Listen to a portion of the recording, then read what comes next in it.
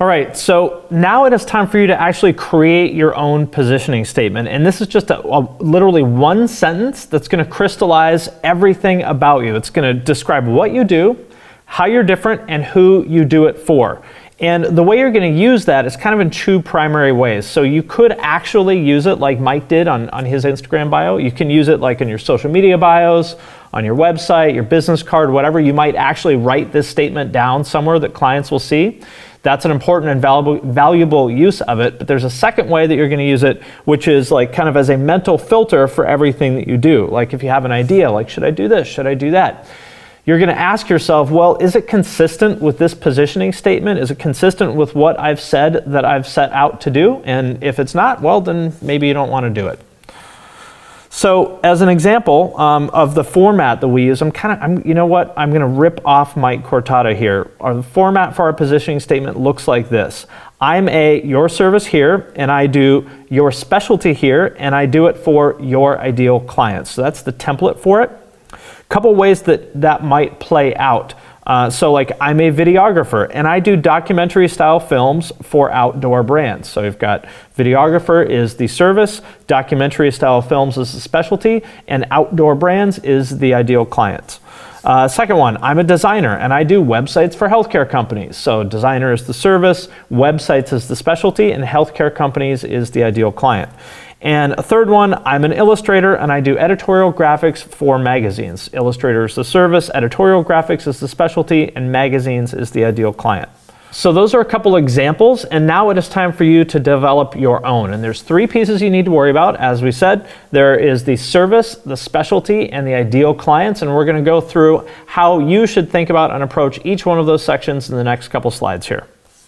So when it comes to your service, this may be hard to do, but we really think that you should pick one thing. Don't try to do a whole bunch of stuff. You might be tempted to do that. You know that we all have a lot of passions and we're excited about a lot of things, but really just pick one. You know, like don't do music and design or video and photography or writing and painting. There's gonna be time at some point once you really nail down the one thing and become a huge success in that field where you can start to explore other territories. But for now, at the start, pick just one. Okay, and knowing that, you know, I think it's important to think of two things here. One, very, very few people out there can successfully achieve this crazy goal doing two things at once. It's hard enough for me to like walk and eat at the same time, let alone try to tackle two creative fields at the same time.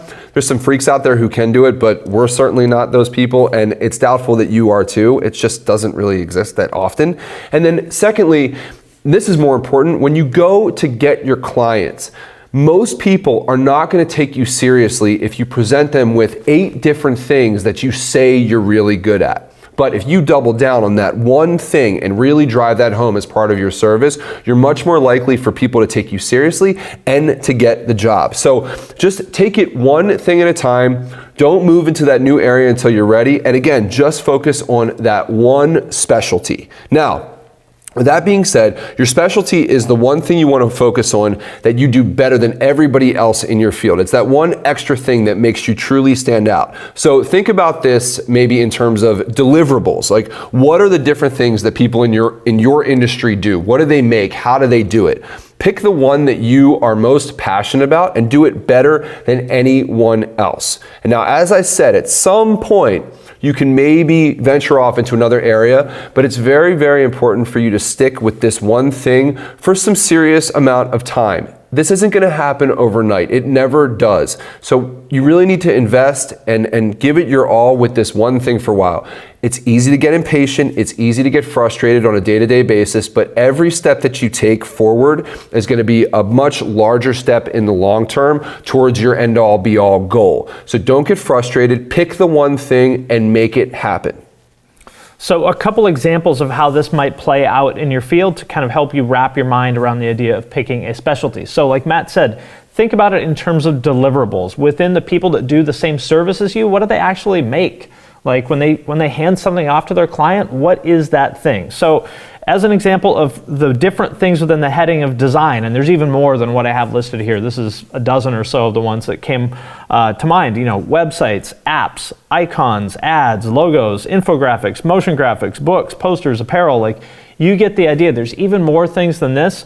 Of all the things within design, you can't do all of them. You've got to pick one specialty. So you are a designer that specializes in books. You're a designer that specializes just in icons. Whatever that thing is, you need to find that. Another example within video. So there are a million different kinds of videos out there. Which is the one you want to specialize in? Which is the one that you are most passionate about? Is it commercials? Is it event videos, corporate training, real estate, wedding videos, music videos, documentaries, whatever that thing is? Again, pick that one thing, specialize in that, the one thing you are super passionate about and want to spend at least the next few years working on. Like Matt said, you can change your specialty, but it takes years to even establish yourself in one field, establish yourself in one specialty, so don't take that decision lightly. And then once you have found the specialty, it's time to think about who your ideal clients are. Now, this may seem a little bit, I know this is a difficult concept for some people to wrap their head around, but only talk about your clients in terms of the ideal clients, not necessarily the ones that you have now.